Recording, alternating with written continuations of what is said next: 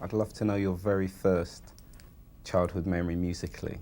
What's your very first musical childhood memory? Musical what? Childhood memory. Oh, musical childhood Yeah. memory.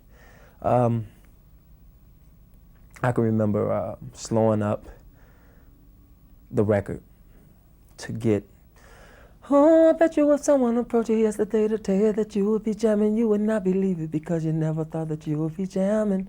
That's by Stevie Wonder. I remember slowing that up just to get that because I couldn't understand what he was saying. And I was so interested to hear what he was saying so I could learn it. And that was like one of the hardest things I heard Stevie Wonder do. So I wanted to get that, so I remember that. I was about, I guess, 12, 13. That's very funny you said that. I did the same thing. Yeah. Did you get it? I did exactly. I didn't get every single word, but I did exactly the same. Yeah, it was brilliant. A genius. That's just an aside, to be honest. I did that. I mean, I want to know what the first instrument you ever picked up was, and the first instrument you ever had an affinity with. The guitar. My mom bought me a guitar, my brother a bass guitar, and my other brother a drum set. And mine was like the lead guitar. That was the first instrument. And what's the first thing you ever composed on that guitar? A song that just a musical thing. Doom, doom, doom, doom, doom, doom. That's all I knew. You didn't put lyrics to that? No, I couldn't put lyrics. I wasn't in a writing situation then. I didn't know how to write a song, but musically. You said your mum bought you the guitar. Did you come from a musical family? Oh yeah, yeah. My mom sang, and my sister sang, and of course, like my brother played bass, and my other brother played drums. It seemed as if, you know, black kids, working class backgrounds, music was such an important part of life, especially in the 70s and 80s. It was just such a, you know, everybody I've spoken to seems to say if it was either church, it was either music always playing in the house, or somebody in my family was musical. Did you find that amongst your peers at that time? Yeah, I found the same thing around the 70s, especially around 74. You know, it was all love. You know, it was like music was more effective. You know, if you hear a love song come out, or by the Isleys or anyone like that, I mean, or Marvin Gaye, it would make you want to make love, or make you want to love, or come closer to your family or your woman or your wife. You know, it was definitely more effective back then. Because obviously now with rap music being so dominant, especially through the 80s, that whole, you don't get that sense that is going on as much. You know, there's kind of more of an angst and a kind of anger out there. So did that, I mean, doing music for someone like myself was seen as, no, you don't want to do music, that's like dancing, you know. Mm-hmm. You get what I'm saying? So having that background, your family behind you, and I know about your school, and I know about a certain lady that I'd like you to tell us about, mm-hmm. who inspired you mm-hmm. and encouraged you to do your music. Can you tell us a bit about her? Well, that's Lena McGlynn, like my second mother, and she's a pastor and everything. My music teacher in high school. In high school, my freshman year, I was starting on Kenwood's basketball team, which is the name of my high school.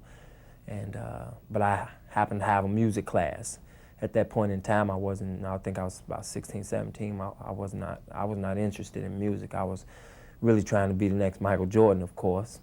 And she told me that I would sing, you know, I would be the next Stevie Wonder or superstar, Michael Jackson or something like that. And I laughed at her like she was crazy, you know. I couldn't see it. And everything I am today, she could see it, my mother could see it, and she would tell me that I was gonna be where I'm at today and even further. So, and it just happened. She put me in a talent show, and I did the talent show, and the girls were screaming and everything, and I was like, man, I don't get this kind of love on the court, you know. And of course, I'm gonna choose that over basketball, and I did, and I've been doing it ever since. So what would you say that was your big break, or was there a stage a little further down the line that was the significant break for your music? I would say my big break is that point in time I learned that Stevie Wonder riff. That was one of the steps, because I felt like, man, if I learned that, I can learn anything, because that guy was going pretty fast. But as far as crowd-wise and what nailed it, I would say my first talent show pretty much is what bit me in a way. Like Peter Parker got bit by the spider and became Spider-Man. You know, that was the bite for me. You know, when the women and everybody was showing me so much love at the talent show, and I won, and I was like, wow, it was overwhelming. Can you relive that fear and energy that you had the first time you went on stage and had to actually compete to try and win, you know, like a talent competition? Because that must be just, for a young guy, a really awesome experience. Well, I had my eyes closed through the whole thing, so I just heard everything. The idea is she put me in these black glasses and had a friend of mine walk me out on the stage like I was Stevie Wonder, and she had me sing Ribbon in the Sky. And man, as soon as I started singing, the crowd started cheering and screaming, and all I can remember is ending it. And when I ended it, people were standing up, they told me, because I kept my eyes closed until he walked me back off the stage. The best way to act blind is to close your eyes. So that's what I did. Did you do that when you got signed to Jive? What happened there? Was that a song or some demos that you did, or? Yeah, management. Actually, I had got into some situation with management that I was with before I even got signed with Jive, and I had a manager skip out of town with some money that we had won, you know, from a talent show, and there was a lot of trouble with that. And the day I broke up with him was actually the day I was bumming a transfer trying to get a bus to get home. And I was walking down 79th, and I walked past the Regal Theater, and it said a gospel play was going on. And I went in there, and I asked the guy, I said, yo, man, any more auditions going on? He said, no, we just closed it up, man. I said, man, give me a chance, man. Let me do something. I'm on my last dime here, you know. And they were like, well, that's it, man. So I started singing anyway. And I sang a song, Amazing Grace, and they introduced me to Barry Hankerson. I sang to Barry Hankerson, and he offered to put me in the play. And I said, you know, that's great. And so as time went on, come to find out, he wanted me to, I told him that I could write. I didn't want to do the play. I want to write and do my own album. So once I showed him a couple of songs on the piano and a couple of demos, he's like, my God, you write, you can write, you know, let's take you to Jive Records, and that's what we did. Do you want to sip your coffee? I'm good. You cool? Okay. Yeah. Takes me to Born into the 90s, a phenomenal debut album, and something that didn't really tell us whether you were going to be a big balladeer or a club guy, because you know you really came off big with She Got That Vibe. Mm-hmm. So tell me, in hindsight now, looking back on that album, where do you see your strengths and weaknesses? Did you use that album as a kind of tester for you know, for what was to come? Yeah, that's exactly what I did with the Born into the 90s album. Once I found out I had an album deal and we were going to the studio to do an album, I was like searching. I was like, man, I got all of these melodies and songs in me. I don't know what to do first. And I just listened to the radio and just calmed down, listened to the radio and kind of, you know, like the stocks, you know, you see what's hot and what's not. And I saw the up-tempos were in at that point in time. And so I went in and did She's Got That Vibe, which was the last song on the album. And did a couple of ballads just in case. You know, I was pretty much searching at that point in time. That's quite unusual that you're actually admitting that you know, that you were aware that maybe I'm going to go that way, maybe I'm going to go that way. Because some people just go, well, I wrote that from the heart and that's my first album, that's what I'm about, end of story. Man, I didn't have a clue. I was like, I just wanted it to work. My hunger was there more than anything. And me being hungry, I'm always like that. I'm nervous. What will the people like? What are they feeling? I try to figure out what is the world feeling right now with my first two albums, you know. That's how I was. Well, let's talk about the second album because, you know, in this day and age, and history always says the second album is the most difficult to grow from a first into a second album, develop as an artist. Are you pleased with the outcome of the second album, exactly the direction you took? I mean, has it all gone exactly how R. Kelly wanted it to go? Yeah, the 12-play album. Really how that whole 12-play album came about is I was on tour with Gerald Levert. and we were opening up for him. You know, we were the opening act, still trying to prove myself. So, and Gerald had all of the lights and the smoke and the fog and just the big production, you know, and I was like, wow, I can't wait to get to that point. And I figured the only thing that was gonna get me to that point, because I had like a flashlight and a mic, you know, when I was opening up for Gerald. He wouldn't give me much, but, you know, so, but I said to myself, I have to do something out there on that stage that'll make people forget about the lights and the whole nine. You know, I got to throw down, you know, to get to the next level. I need to know how to perform without all of that. And that's when I came up with 12 Play. It was actually a song in my show. Had nothing to do with anything that was on my album, but I said, man, I'm gonna put this 12 Play on my show. I'm gonna write that song so those women can scream, because I know if I count down from 12 to 1, or from 1 to 12, what I'm gonna do to them, I know they gonna go crazy, you know, because that's the way I feel, you know. So that's what I did, and it worked. It worked tremendously for us, man. I mean, you know, I finally hit something that I knew was an automatic gimmick in my show, and the women was on their feet, everybody was barking and everything. So I said, man, I'm gonna put this on my album, my next album, my second album. And then it ended up being the title of the album. Well, from a UK perspective, you know, your shows have always been, even the first tour was so well received. You know, you were huge on the underground scene, particularly first in the UK. I'm sure you love the support you received over there. Oh yeah, a lot of love. It was amazing. I can't explain the feeling over there, man. I mean, everybody was like, I felt like, man, what is this?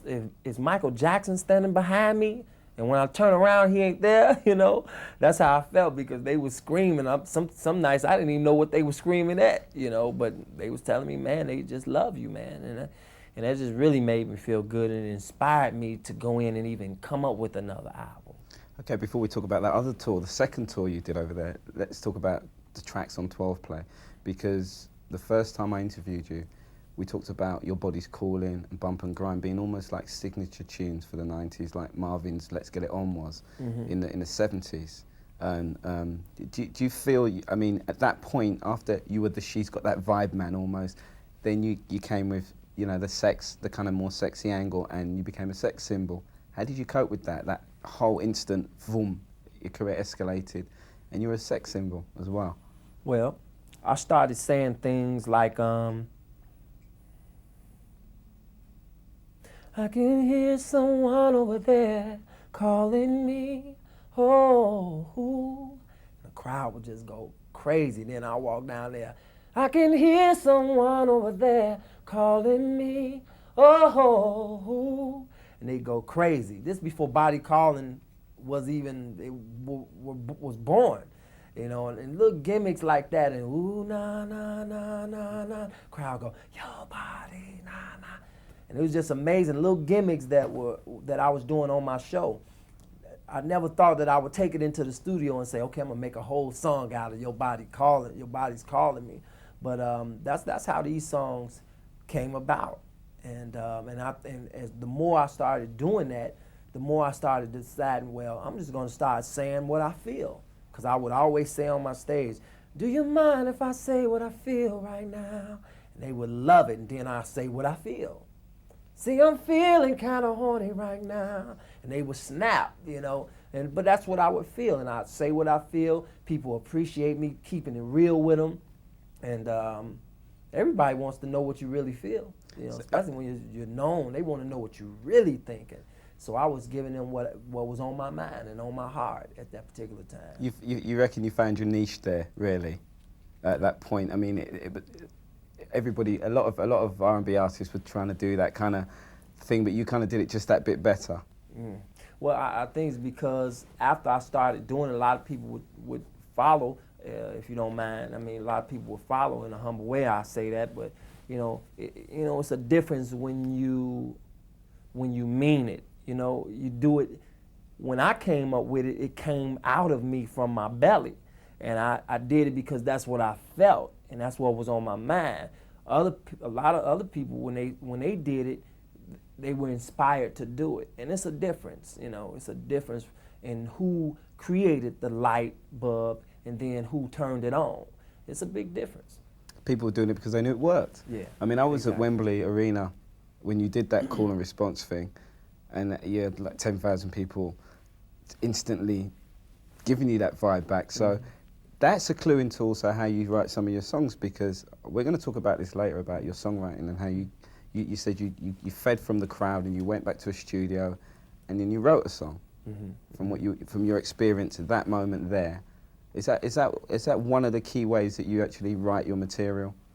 Yeah, that's not for the most part, but I would say 30% of it, you know, is when I'm out there, you know, because I'm always throwing out, I'm very spontaneous on stage. And every night is something new. Every night I may say something and it's a smash. And if it's a smash, I'm going to keep it throughout the tour.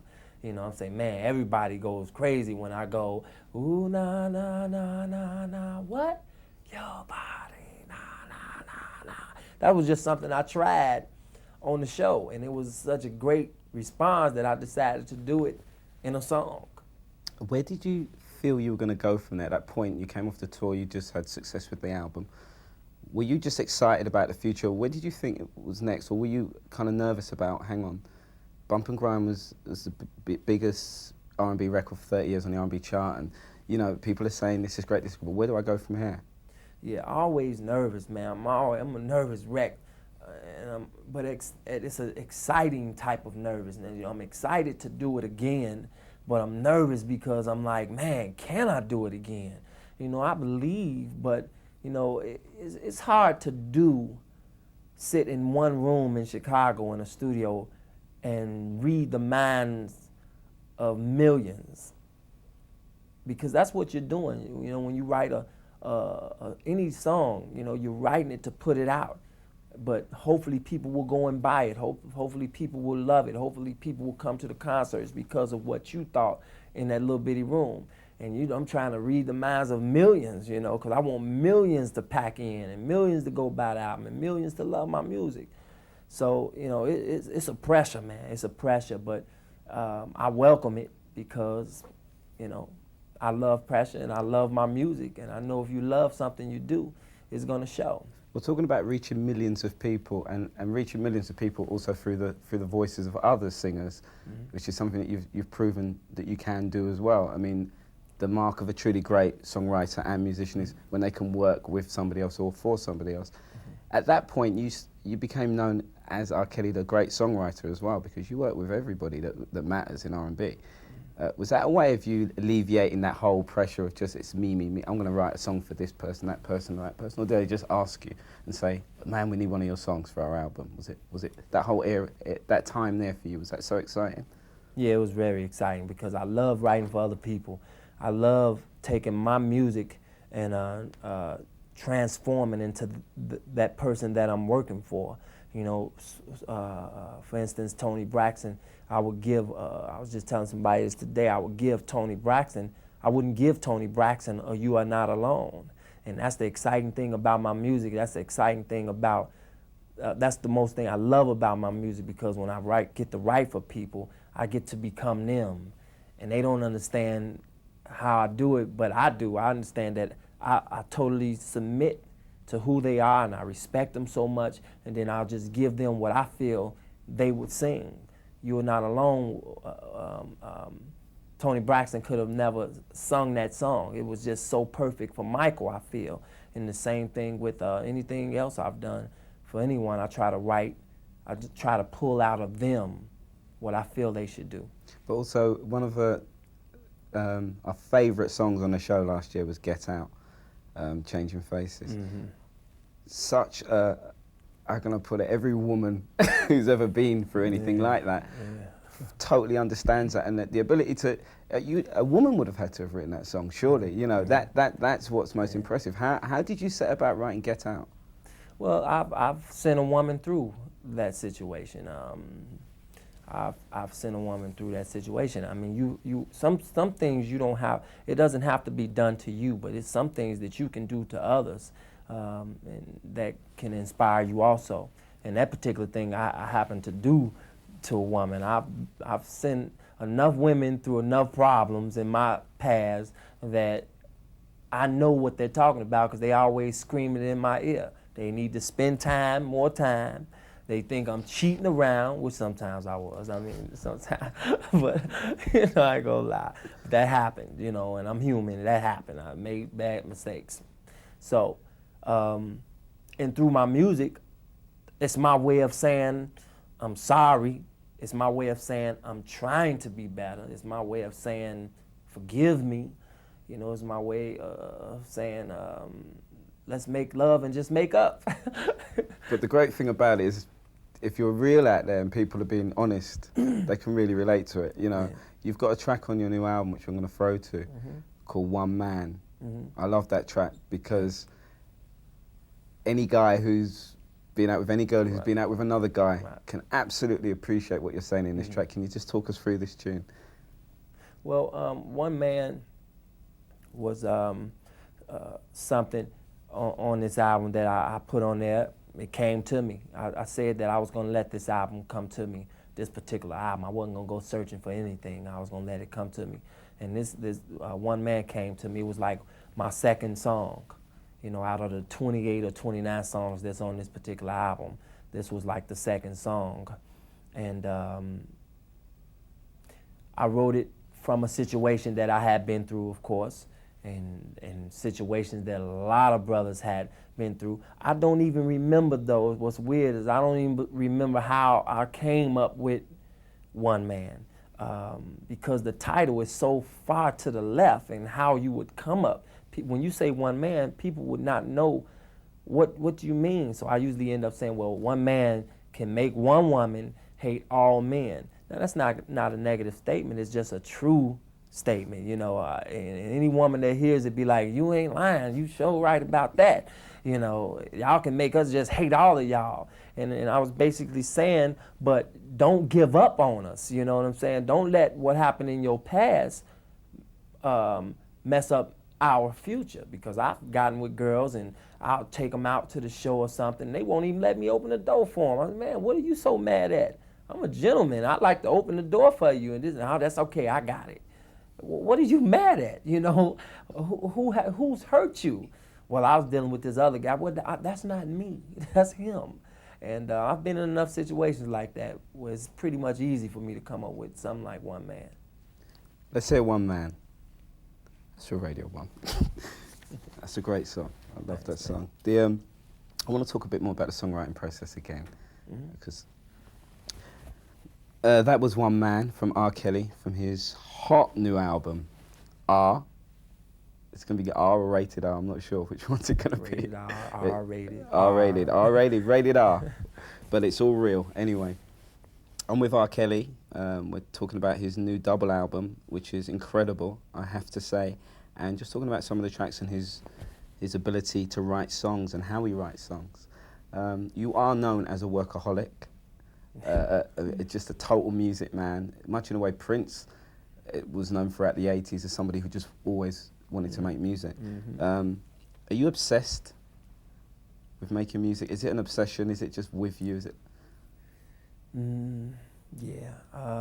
Well, I would say I used to be obsessed with writing and making music. Now, man, it's who I am now. It's like I walk it, I'm married to it. It just comes to me. I don't even mess with it anymore. I used to sit down to the piano and try to figure it out and how to try to figure out what my next song is and try to write it. But man, it's so nature now, man. It's just when I wake up, or sometimes I wake up out of my sleep, and there's a song. I get awakened by a song. It messes with me sometimes. It just haunts me, sometimes, and I welcome it with open arms. I love it, but it's just like you can get hit in a certain spot on your body so much it becomes numb. So that's how writing is for me, man. It's just, I feel like it's just as I breathe. Has it got anything to do with how tough your background was? I've read interviews saying that you did enjoy, you know, growing up in a sense. There are parts of growing up that you did enjoy, but you were, you know, you had a single parent, you know, you had brothers. It must have been tough. Is that what drives you on? Is that what keeps you mentally totally focused on winning big time? Yeah, and plus I've always been faced with out of this world decisions and big situations and crazy situations. I've been through a lot, you know, of crazy stuff in my past. Of course, I love sitting on the porch though with my mom and my brothers and sisters and listening to Al Green or Donny Hathaway or Stevie Wonder or something like that, just block parties and things like that. But other than that, I've been through a lot, I've seen a lot. And I believe the depth of your struggle determines the height of your success. What you've been through creates a passion for what you're preparing yourself for. And in this particular situation, music was something that I was doing, and music affects the world. That's why you hear jazz, you feel jazzy. You hear blues, you feel bluesy. You know, you feel church, you want to cry. You know, you hear it. But I do feel that me going through all of the things that I've been through in my life has allowed, all the way up to now, has allowed me to be able to write like I do. That's why I feel like my songs are like in 3D. You know, it's like the words are like right at you. You know, and I try not to cut corners. So like Michael Jordan, and I have to say like Michael Jordan in the way that he's quite a perfectionist, and he doesn't like losing, and things like that.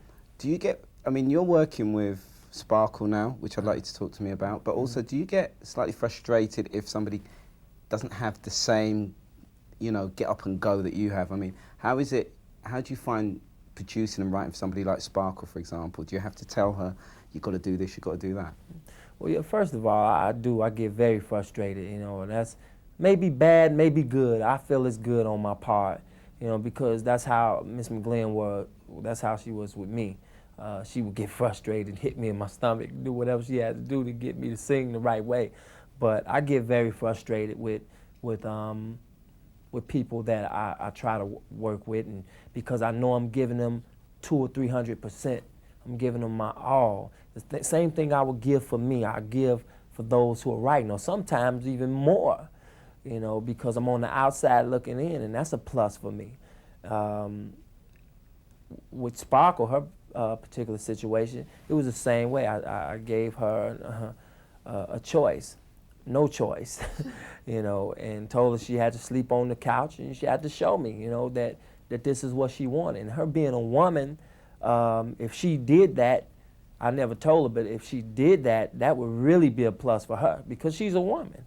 You know, you don't get find too many women that's willing to come just sleep on the couch to make it, to get into this business. It's better than sleeping on the couch than sleeping in a bed, you know, because that happens also in this business. But that wasn't her case. She just had to sleep on the couch and wait till a song come to me for her. And when it comes, you're going to get up off the couch and go in there to the mic and sing it, you know. And that's pretty much how her whole album came to be. This is an aside. Many top R&B artists from the States sometimes tend to ignore Europe a little bit because it's a tough market. You know, it's not as fruitful as, say, America. You have to work ever so hard for less reward. Do you do it because you just want your music to be felt everywhere, or do you do it, I don't know, do you do it because you're forced to by the record company? Yeah, it definitely depends on what you're in this for, you know. And like I said earlier, I'm in this for the love. I love what I do, and it just amazes me that 12 years ago I was in a basement of my girlfriend's grandma's house rehearsing and writing songs. And those very same songs here 12 years later, someone in Europe is singing. That's amazing to me, man. It's just touching to me, man. So when I go over there, you know, it just touches me, man. So that's why it's important to me to go over there and sing and just hear people sing my music and don't know English, and they just sing my music. and sing new tracks off your new album, Rated R, which is what we're here and we're talking about. We spoke about some collaborations earlier. There's one that stood out straight away as a meeting of two of the huge performers out there at the moment, and one that's not particularly from your genre, Celine Dion. Mm-hmm. Is this about a matter of two great singers collaborating, or is this something a little bit more cynical, or is this just something more organic?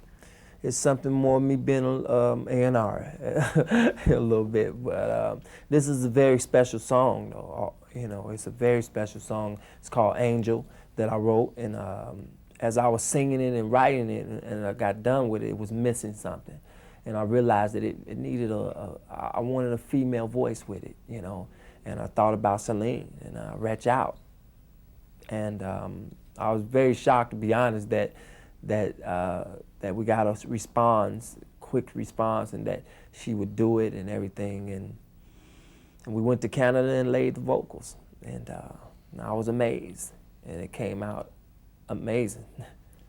A chance of a future single? Oh, definitely. Oh, definitely. And a worldwide smash, no doubt. Could be one of your biggest yet. Yeah, faithfully, that's what we're, everybody is saying at the company. They loving the song. Well, the amazing thing about this album is that you can go from a duet with Celine Dion to a cut with Keith Murray, for example, Yeah. who's total homeboy, Mm-hmm. and a track called Home Alone. Yeah. Well, when you get rid of the creativity and the collaboration, the thought of who's who, we're all human. And, we're all on this earth together, and we all breathe the same air. So, but everybody have their own style, and that's what I'm trying to get people to appreciate when they hear this album. Don't just think of, well, now he got his that and other, and then now he's with her and he's with him, but just think of it that way. We are all human, so the collaboration, that's what it's about, Well, let's hear a bit of that collaboration with Keith Murray. This is Home Alone. Yeah. Let's talk about at least one more track off the album, I think, before we leave the album. You liked Etc. as well? I'm going to talk about Etc. Oh, yeah. Yeah? Okay.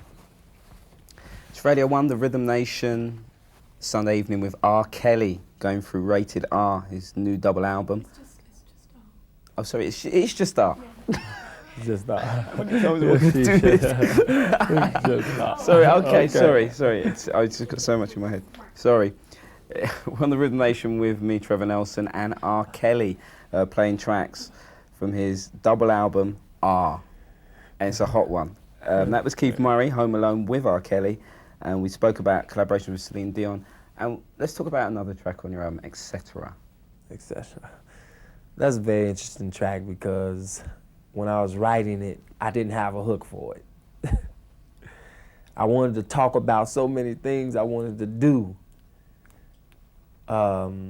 with my girl that I couldn't fit it all into the chorus. So I ended up saying, and et cetera, like you do in a conversation.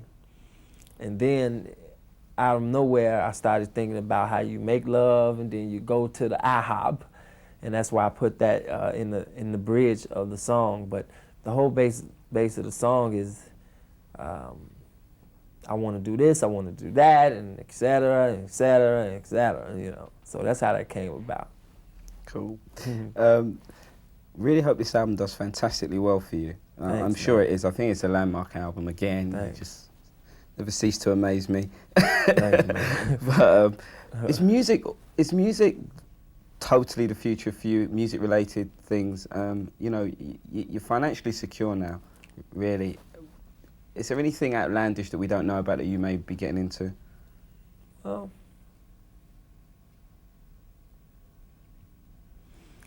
other than music, no.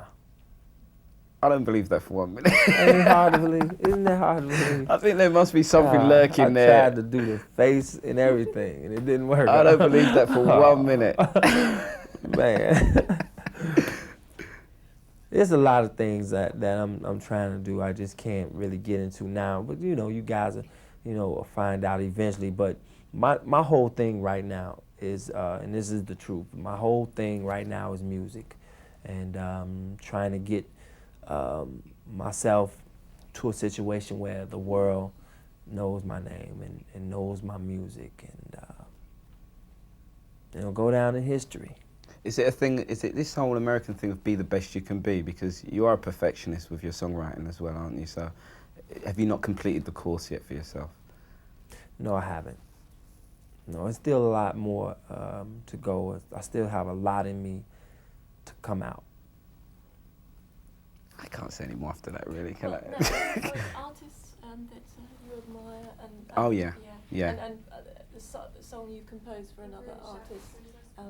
The, which one's your favourite? Oh, sorry. Yeah, we'll just throw that in, okay?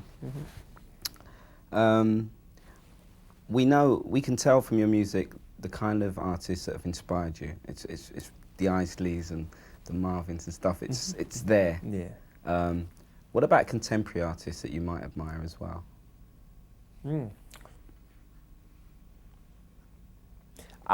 I don't. As far as, Well, it doesn't just have to be in the R&B field. It could be any field. I mean, are there any? Is there anybody out there you think, well, I'd do that slightly different if I worked with that person? You know, you haven't worked with everybody. You've worked with. yeah. You know what I'm saying? Yeah, I'm always saying that. I'm always listen. Like I say, I listen to a song or see a movie, and I'm always critiquing. Even my stuff, I'm always saying, you know, not critiquing, not saying that it's wrong, but I always, you know, I'm a remix freak. I love remixing things. I love changing things around. So when I hear a song out there, or Boys to Men, you know, I would hear something they do, and I love their voices and everything, and I'll say, oh man, I would have put that there. Oh man, or change that for a remix. You know, I would think of things like that. I do that all the time. You've been involved in a few remixes. You were recently on the Wycliffe.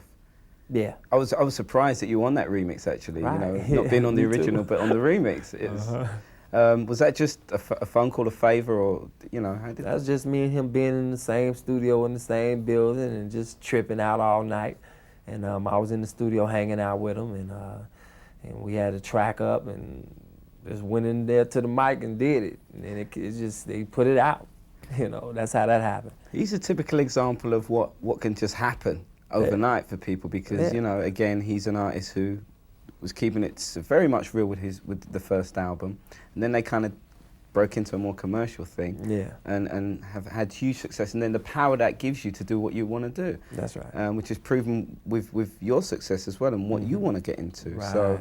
So one question I haven't asked you is your lifestyle.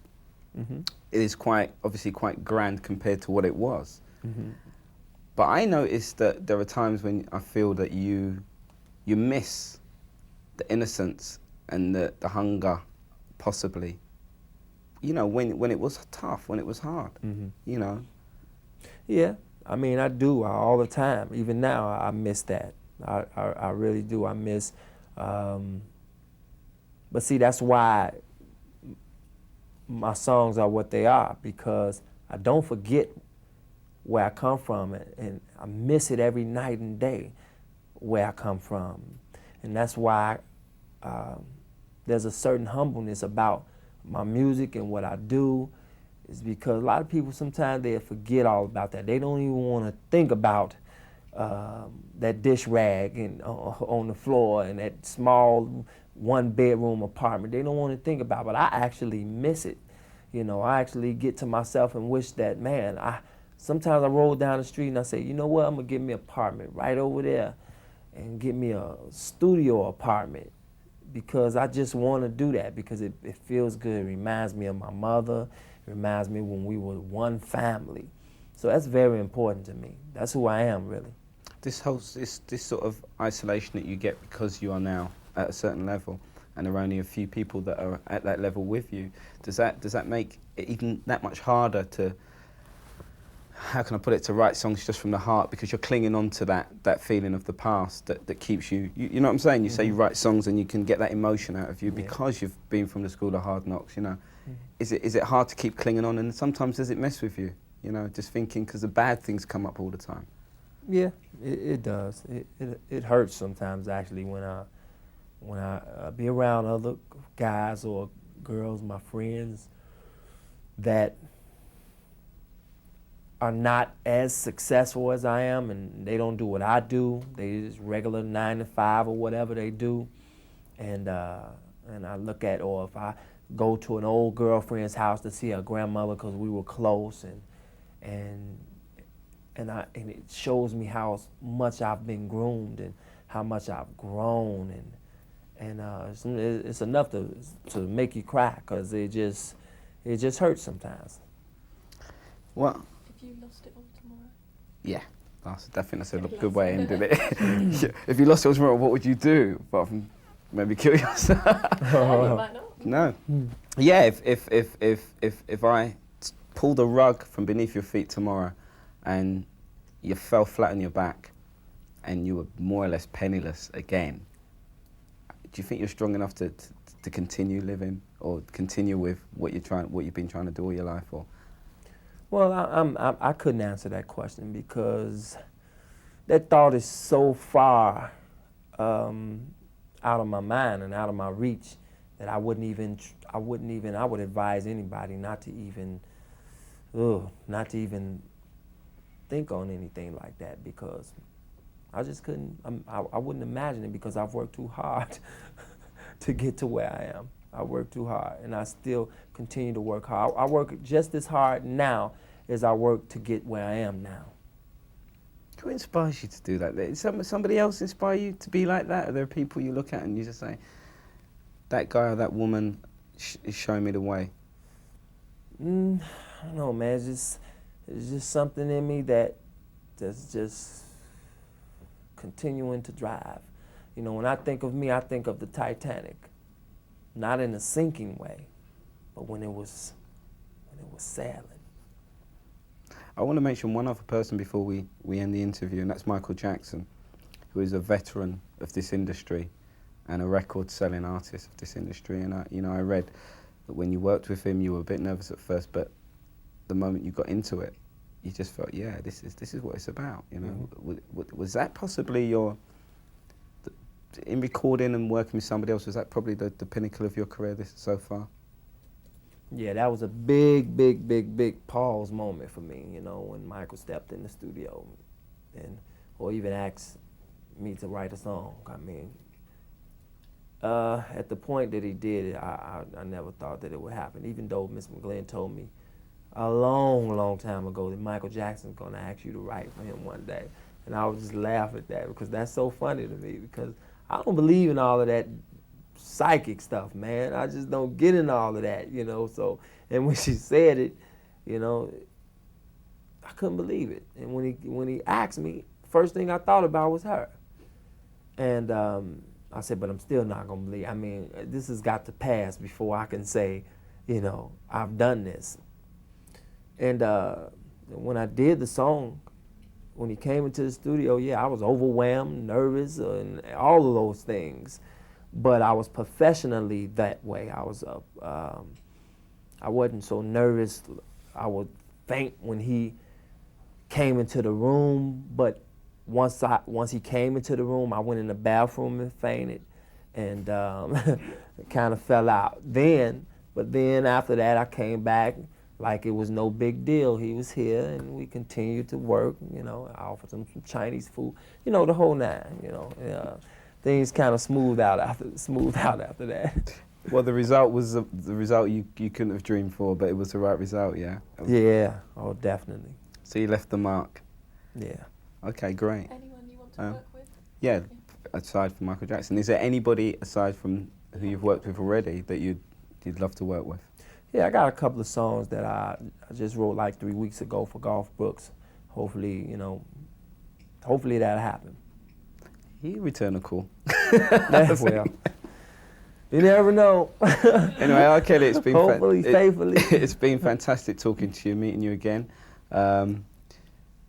Like I said, I think the album's fantastic. I'm not just saying that. Man. Thanks. It's another piece of art, and I appreciate it. You know, if you've got a message for your European fans, just please tell them what to expect. Well, I would tell them to, I don't want to tell them to expect the bomb album, because I want them to be the judge of that. I'll know that when I make it over there, but I would like to tell them to keep their heads up. If anybody, struggling musicians, is trying to make it, Keep God in your life first. Believe that you can. And that's the only way you're gonna do it. You gotta take that negative energy out and thinking, and don't let anybody tell you that you can't, because if you can think it, if you can see it, then it can be done. It's just up to you to believe that.